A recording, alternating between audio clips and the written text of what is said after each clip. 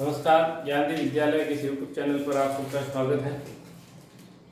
हम गुप्त काल के बारे में जो पढ़ रहे हैं उसको आगे बढ़ाते हुए आज जो गुप्त काल का टॉपिक बाकी बचा हुआ उसको खत्म करके आज गुप्त काल को समाप्त करेंगे। उसके बाद में हम आगे वाला टॉपिक लेंगे हर्षकालीन भारत।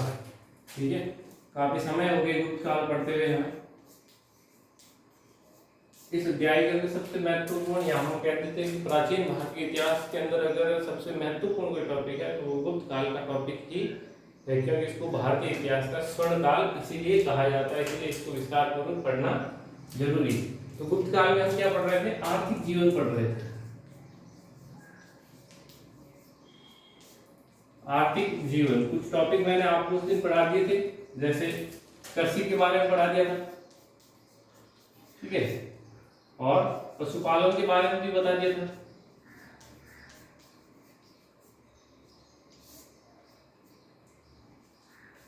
फिर उद्योगों के बारे में और शिल्प के बारे में, शिल्प वो उद्योगों के बारे में भी बता दिया था। ठीक है, जो आगे का है टॉपिक वो है श्रेणी संगठन। श्रेणी संगठन, ये श्रेणी संगठन क्या होता है इसके बारे में हम आज आर्थिक जीवन के अंदर जानकारी प्राप्त करेंगे। व्यापार से जुड़ा हुआ टॉपिक है पूरा का पूरा। ठीक है, श्रेणियों से मतलब हम क्या समझते हैं? जो क्रम होता है कि नहीं, प्रथम श्रेणी, द्वितीय श्रेणी। ठीक है, ये उससे थोड़ा अलग है, वो वाली श्रेणी यहाँ पर नहीं। तो हम देखते हैं श्रेणी संगठन।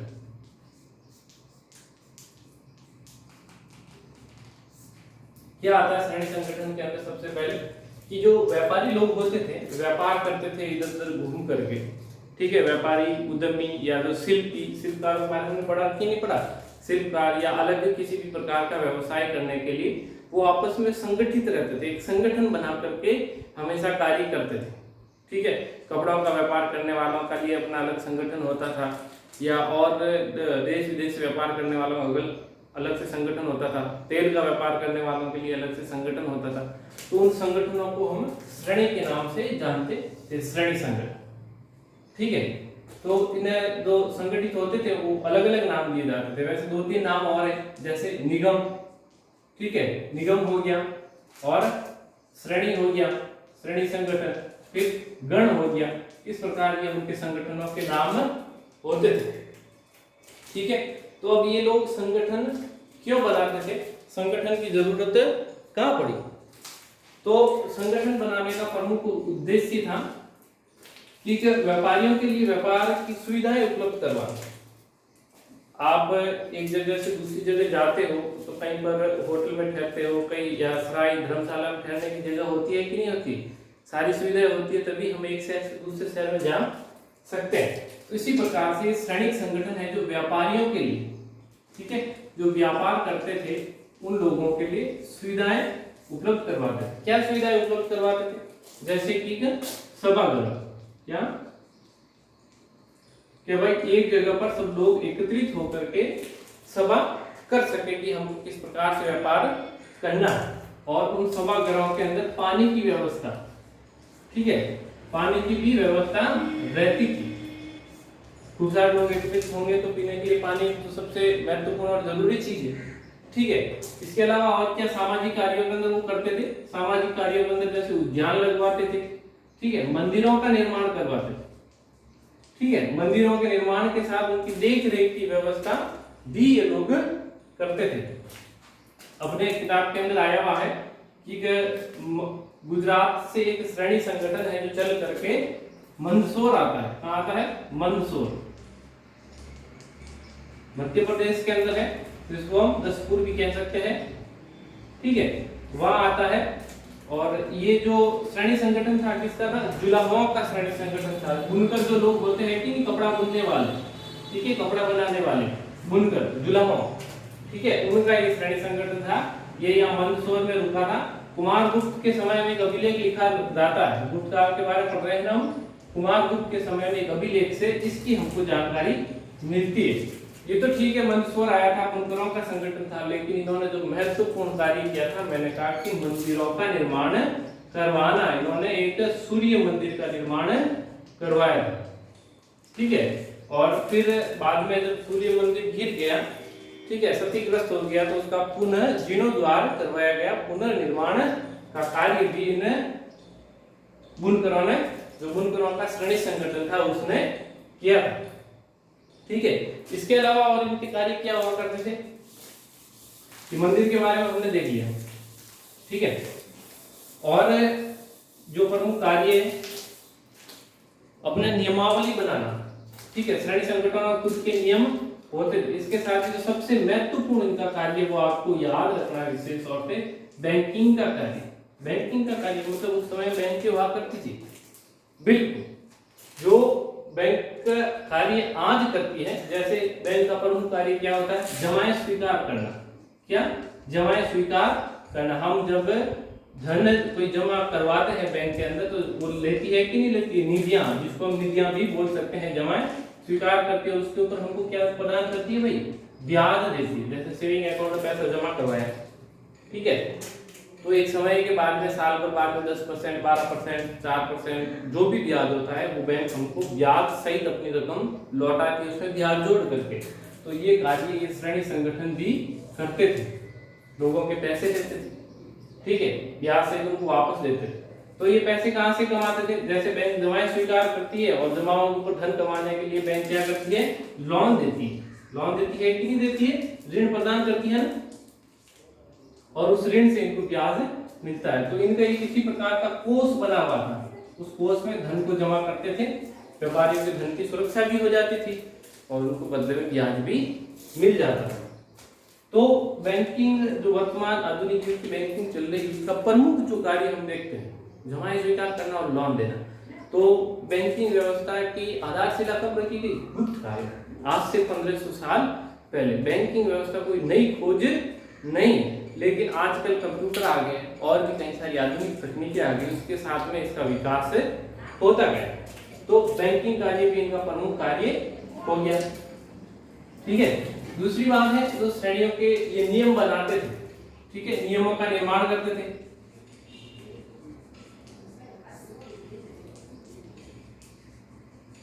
तो इनके खुद के नियम होते थे, स्वयं के नियम होते थे। राजा इनके कार्य में हस्तक्षेप नहीं करता था, ये खुद के न्यायालय भी स्थापित किए हुए होते थे। कोई राजा या राज्य ही खुद का न्यायालय स्थापित कर सकता था और कोई भी व्यक्ति या संगठन नहीं कर सकता था। लेकिन श्रेणी संगठनों के पास में इस प्रकार की शक्ति थी कि वो खुद के नियम बना सकते थे।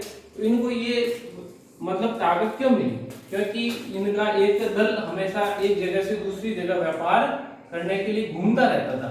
ठीक है, जैसे ये कोई व्यापारी, जैसे हमने बुनकर का बताया मैंने, ठीक है, ये गुजरात से मंदसौर आया था, ठीक है, फिर हम मान लेते हैं कि ये कहाँ वापस दक्षिण की ओर चला गया, फिर दक्षिण पूर्व भारत के अंदर चला गया। इस प्रकार से घूमता रहता था। यहाँ राजा अलग है, यहाँ राजा अलग है, यहाँ राजा अलग है, यहाँ राजा अलग है। तो अलग अलग राजाओं के राज्यों में लोग घूमते हैं, ठीक है, तो इनके खुद के नियम होने चाहिए कि नहीं। इस यहाँ जाएंगे इस राजा के नियम लगेंगे तो इनको और परेशानी हो जाएगी, यहाँ जाएंगे इस राजा के नियम लगेंगे तो और परेशानी हो जाएगी। तो ये खुद के नियम बनाते थे, खुद ही अपने सदस्यों का जो आपस में विवाद होता था उसको सुलझाते थे और किसी को दंड भी देने का अधिकार इनको था। साथ ही न्यायालय के साथ में ये क्या मुद्राएं जारी करते थे। अब देखो, किसी को भी मुद्राएं जारी करने का मतलब है कि उसके पास बहुत ज्यादा ताकत है, ये खुद की मुद्राएं प्रचलित, जैसे राजा मुद्राएं प्रचलित करता था कि नहीं करता था, उसी प्रकार से इनके पास में अपने खुद की मुद्राएं है जो प्रचलित करने की शक्ति हुआ करती थी। ठीक है, तो ये इतना आपने समझ लिया। अब ये अलग अलग इनके जो संगठनों के नाम थे मैंने अभी आपको बताया, निगम, श्रेणी, गण, ठीक है। तो देखते हैं निगम, ये एक नगर के अंदर जो लोग व्यापार करते थे उसको निगम कहा जाता था। इस निगम का जो प्रमुख होता था उसको हम किस नाम से जानते थे भाई, श्रेष्ठी के नाम से जानते थे। बाद में कौन सा था, श्रेणी संगठन। ये अलग अलग जगहों पर घूमता हुआ व्यापार करता था। आज यहाँ पर है, कल कहीं और चला जाएगा, एक दल के रूप में चलता था। मैंने बताया था यहाँ से यहाँ दल के रूप में ये चलता है। ठीक है, तो इसके प्रमुख को क्या कहा जाता था, ज्येष्ठक कहा जाता था। ठीक है, ज्येष्ठक। और कहीं पर इसके जो प्रधान का नाम है प्रमुख भी मिलता है,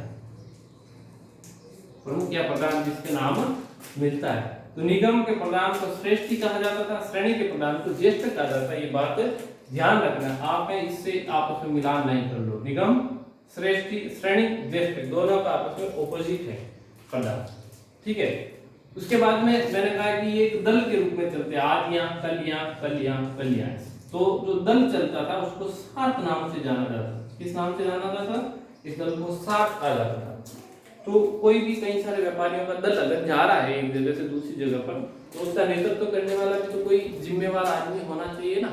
कई सारे व्यापारी उनके पास में कितने सारा मतलब धन होता है, सामान होता है, कहीं रास्ते में चोरी नहीं हो जाए, उनको कहाँ पर रुकना है, उनके खाने की क्या व्यवस्था है, दो सदस्य आपस में बीच में झगड़ जाए, ये भी हो सकता है।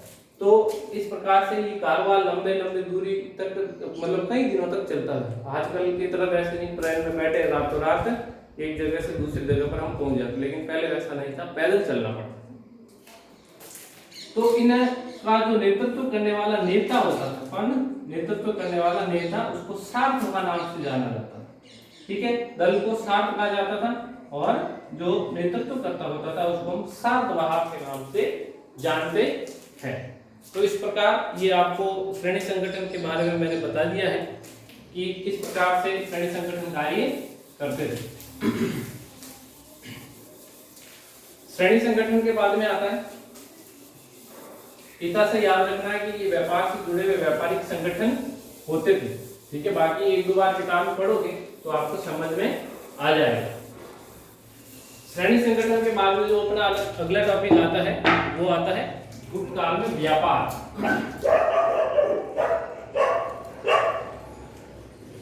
क्या आता है भाई? व्यापार या उद्योग ऐसे ले लेते हैं या वाणिज्य हम ले सकते हैं, ठीक है। तो व्यापार दो प्रकार के होते थे, एक तो आंतरिक व्यापार, मैंने पहले भी बताया था, कौन सा? आंतरिक व्यापार, और दूसरा विदेशी व्यापार, ठीक है। आंतरिक व्यापार का मतलब आप समझ गए होंगे थोड़े से, ठीक। आंतरिक व्यापार का मतलब क्या होता है? आंतरिक मतलब जैसे एक बार हम भारत का नक्शा बना लेते, ठीक रहेगा, ठीक है।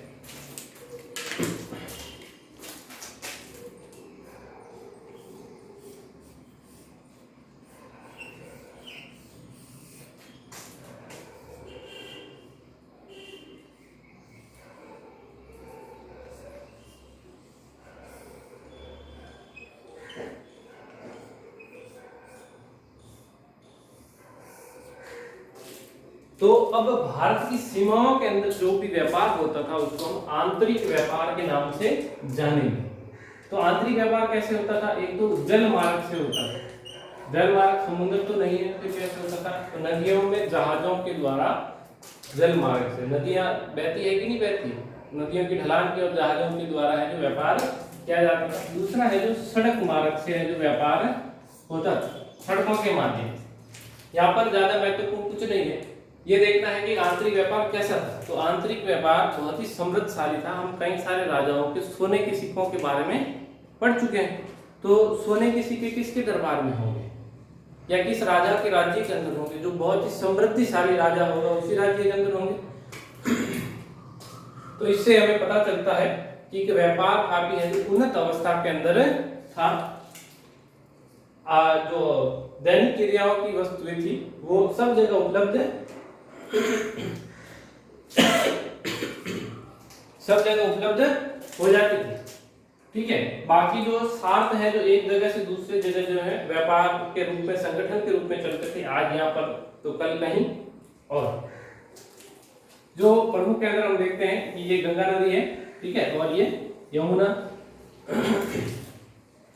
तो कुछ नगरों के बारे में जानकारी प्राप्त कर लेते। गंगा नदी के बीच का जो क्षेत्र था, क्या नाम था उसका?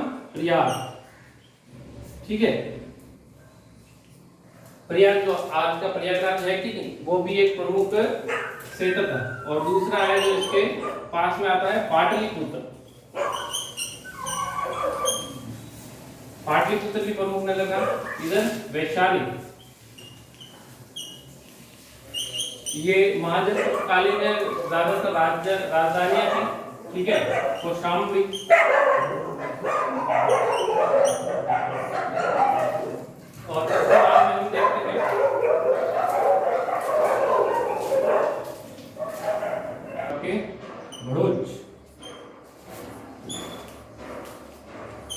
भ्रलोच्य या भृगुपक्ष नाम से भी हम उसको जान सकते हैं। ठीक है, और जो सबसे महत्वपूर्ण आंतरिक व्यापार के लिए जो नगर था वो था भाई आपके उज्जैन, जो वर्तमान मध्य प्रदेश के अंदर पड़ता था। सबसे प्रमुख नगरों में इसका नंबर आता था आंतरिक व्यापार के लिए। ठीक है, और यहाँ पर भी एक बंदरगाह था, पश्चिम बंगाल के अंदर पड़ता है वर्तमान में, ताम्रलिप्ति, जो हम विदेशी व्यापार के अंदर देखेंगे। भ्रलोच्य या भृगुपक्ष भी एक बंदरगाह था। तो इस प्रकार से मथुरा भी एक व्यापार का प्रमुख केंद्र था। तो इस प्रकार से ये आंतरिक व्यापार के जो प्रमुख जो हम कह सकते हैं क्षेत्र या प्रमुख राज्य थे, जहाँ पर अलग अलग राजाओं का राज्य था, या इस क्षेत्र के अंदर एक ही साम्राज्य था, गुप्तकालीन था। इधर उज्जैन, भड़ोत वगैरह में वाकाटक राज्य हम देखते हैं, गुप्त काल का समकालीन होता है जो। ठीक है, तो इस प्रकार से ये आंतरिक व्यापार है जो पूरे भारत के अंदर फैला हुआ है। ठीक है, तो उसके बाद में हम देखते हैं विदेशी व्यापार। आंतरिक व्यापार से तो ये जुड़े हुए थे ही नजर आपस में। सबसे प्रमुख बंदरगाहों के अंदर मैंने आपको बता दिया, ये भड़ोत या भृगुपक्ष का बंदरगाह था, और ये पश्चिमी भारत और इधर पूरी भारत में कौन सा भाई, ताम्रलिप्ति। ठीक है, ताम्रलिप्ति बंदरगाह है जो पूरी भारत का सबसे प्रमुख बंदरगाह होता है।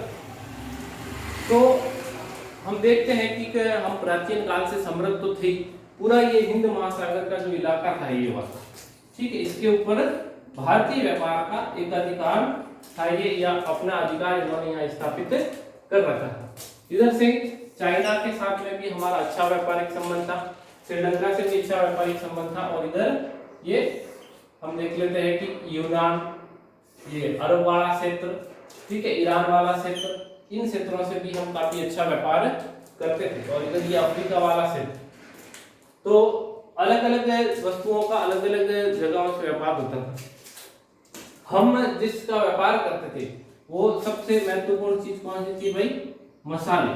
क्या थे, मसालों का व्यापार हमारे यहाँ पर सबसे अच्छा प्राचीन काल से ही माना जाता है। हम देखते हैं कि अंग्रेज भी भारत में किस लिए आए थे, मसालों के लिए ही तो आए थे, क्योंकि यहाँ के जो काली मिर्ची वगैरह, इलायची वगैरह, इस प्रकार के जो मसाले मिलते थे वो उनके भोजन को स्वादिष्ट बनाने के लिए काफी महत्वपूर्ण भूमिका निभाते थे। इसलिए मसाले और वस्त्रों का व्यापार, ठीक है, वस्त्रों का व्यापार है जो हम करते थे।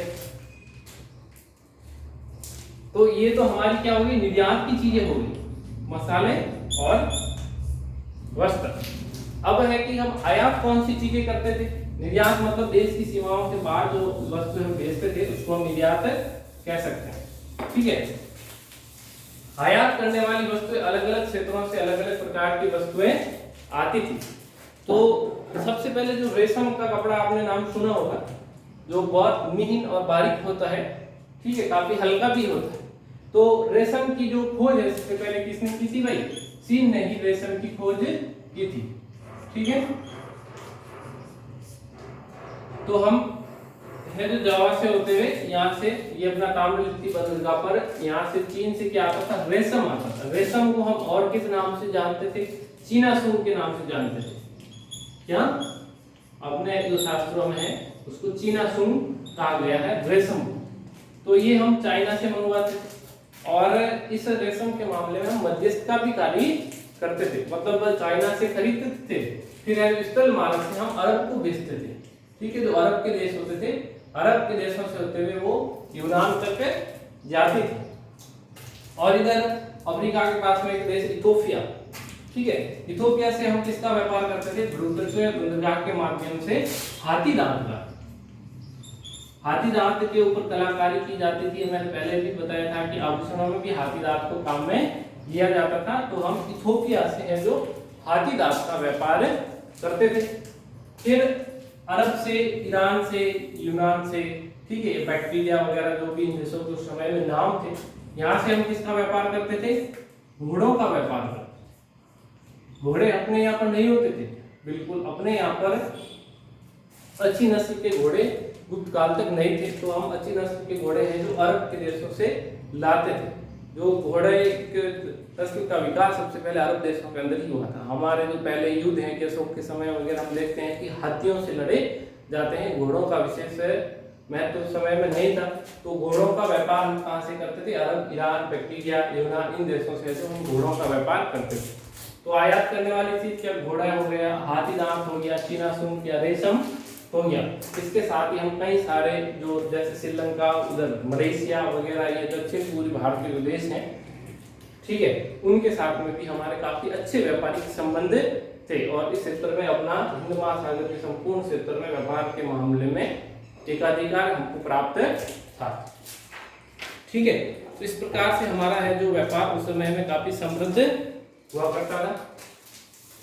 अब हमने व्यापार के बारे में देख लिया, तो सबसे आखिरी आपके बचा है, काफी टॉपिक हो गया आर्थिक क्षेत्र के अंदर। ठीक है, आज हम गुप्त काल को पूरा समाप्त कर देंगे, छोटा सा बचा हुआ, ज्यादा विस्तृत पूर्वक नहीं है वैसे।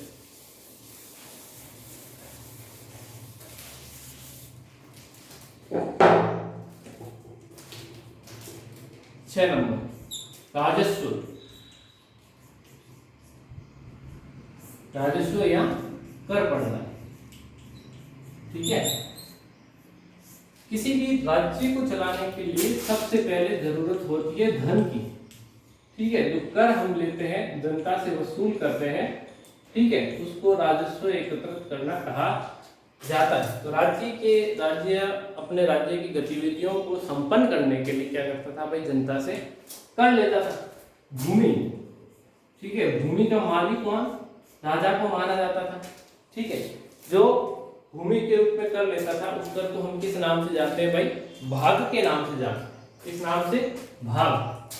ठीक है, भूमि कर होता था, उसको भाग के नाम से जानते हैं, और वो 1/6 लिया जाता है। जैसे कि राजा की भूमि है, उसके ऊपर कोई भी जाके कृषि करेगा, तो उस भूमि के लिए, अभी फसल का कर की बात मैं नहीं कर रहा हूँ, भूमि के ऊपर जो चीजें उत्पादित हो रही है उस कर की बात मैं नहीं कर रहा। भूमि आपने राजा से ली है, उसके ऊपर आपको कर देना पड़ेगा, और उसको किस नाम से जानेंगे भाई? भाग के नाम से जानेंगे। उसके बाद में आता है भोग। क्या? भोग। भगवान को हम भोग लगाते हैं कि नहीं लगाते?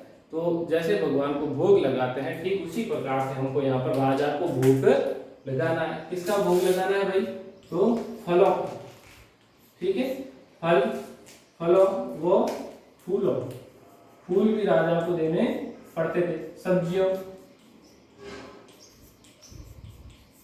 ठीक है, और भी जो चीजें जंगलों के अंदर उत्पादित या खेतों के अंदर उत्पादित होती थी, उसको राजा को भेंट स्वरूप दिया जाता था, उसको भोग कहा जाता था।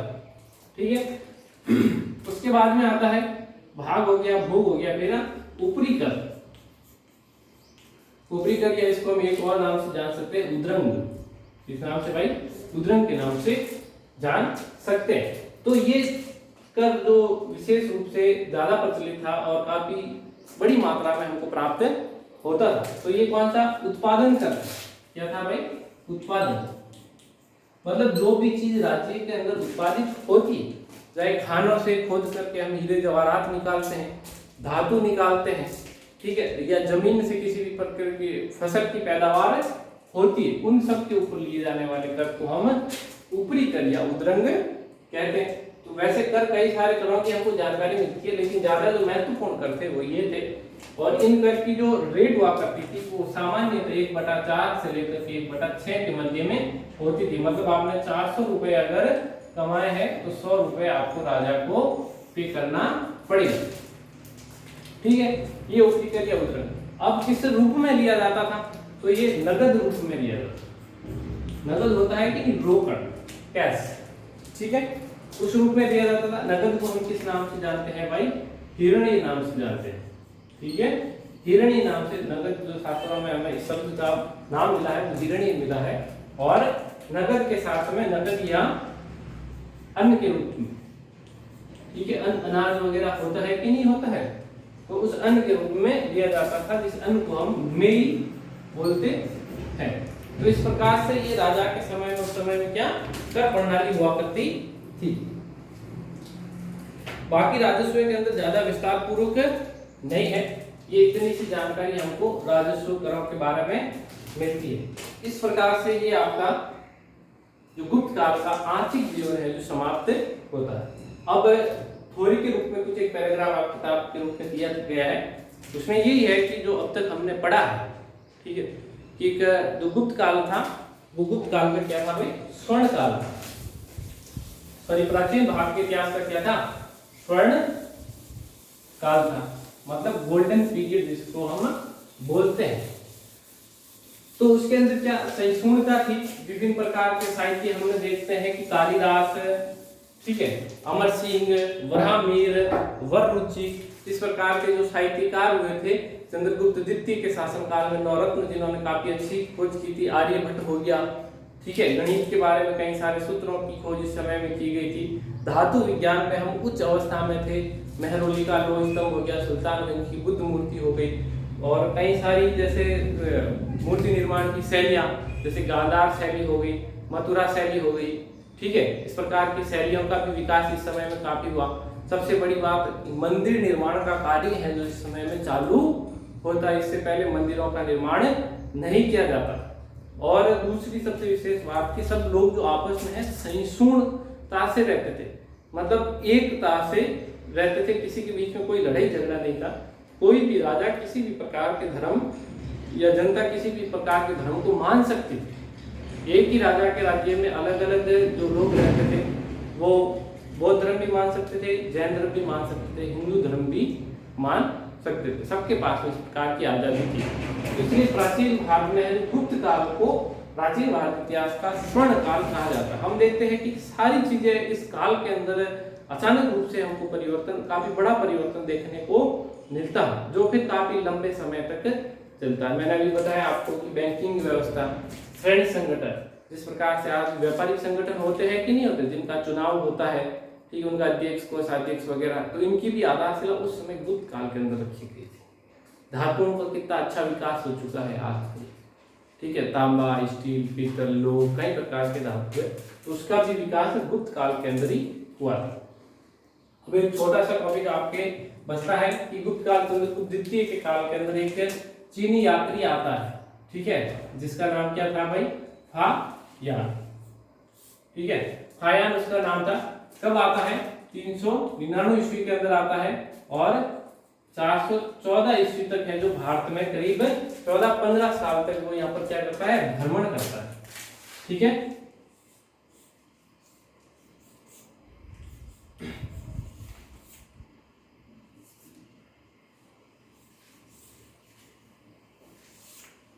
नक्शा बताया उसके भ्रमण के जो स्थल मार्ग से होता हुआ ये पश्चिमी भारत से भारत के अंदर प्रवेश करता है, विभिन्न नगरों के अंदर घूमता है। मौर्य काल के भी जो उल्लेख करता है, उस समय में जो विभिन्न प्रकार के स्तूप वगैरह बने हुए थे, कौन कौन से व्यापारिक नगर थे, सामाजिक व्यवस्था कैसी थी, ठीक है। सबसे बड़ी चीज बताता है कि मतलब इतनी शांति छाई हुई थी गुप्त काल के अंदर कि कोई भी व्यक्ति आपस में जो द्वेष भाव नहीं रखता था, सभी लोग प्रेम पूर्वक भाव से है जो निवास करते थे, ठीक है। और व्यापार काफी है जो उन्नत अवस्था में थे, सोने के सिक्के उस समय में चलते थे। ये करीब 14 वर्ष तक यहाँ पर रहा। कहीं पर भी अनजान व्यक्ति जब अपने क्षेत्र के अंदर आता है तो उसके साथ में किसी भी प्रकार की अनहोनी घटना, जैसे लूट मार हो गई, उसके साथ मारपीट हो गई, ऐसी होती रहती है, क्योंकि जो चोर चकारू होते हैं, डाकू होते हैं, वो लूटने का प्रयास करते हैं अनजान आदमी को। तो इन 14-15 वर्षों के अंदर इसको कभी भी इस प्रकार की घटना, असामाजिक घटना का सामना नहीं करना पड़ा था। और हम कई बार देखते हैं कि भारत कभी इतना अमीर था कि लोग अपने घरों में ताले भी नहीं लगाते थे। तो इस बात की जानकारी हमें कौन देता है भाई, तो इस बात की जानकारी हमको फायान ही देता है, ठीक है, ताले नहीं लगाते थे। तो ये जानकारी भी हमको फायान देता है। और हमें क्या जानकारी देता है कि जो कर्मचारी राज्य के अंदर काम करते थे उनको नकद वेतन अदा किया जाता था रोकड़ के अंदर। पहले क्या होता था, नकद वेतन नहीं देकर वस्तु विनिमय के समय में कुछ धन या कुछ जो वस्तुएं होती थी दैनिक जीवन में उपयोग आने वाली वो प्रदान कर दी जाती थी। लेकिन नकद, ये सवाल पिछली बार एक कॉम्पिटिशन ब्रेक परीक्षा में पूछा गया था कि कौन सा विदेशी यात्री नकद वेतन देने की बात कहता है। दूसरी बात क्या कहता है कि जो सीमावर्ती इलाके थे उनके अंदर बौद्ध धर्म था, लेकिन मध्य भाग है जो बौद्ध धर्म अपनी पतनशील अवस्था में आ गया था, मतलब बौद्ध धर्म का विनाश होने लग गया था। तो कौन सा धर्म था? हिंदू धर्म। ठीक है, सनातन धर्म का विकास हो रहा था। लोग पाप पुण्य के अंदर, मृत्यु के अंदर, पुनर्जन्म के अंदर, भगवान की पूजा के अंदर है जो काफी अच्छे तरीके से विश्वास करने लगे थे। ये सिर्फ उत्तरी भारत के अंदर घूमता है, विभिन्न क्षेत्रों के अंदर।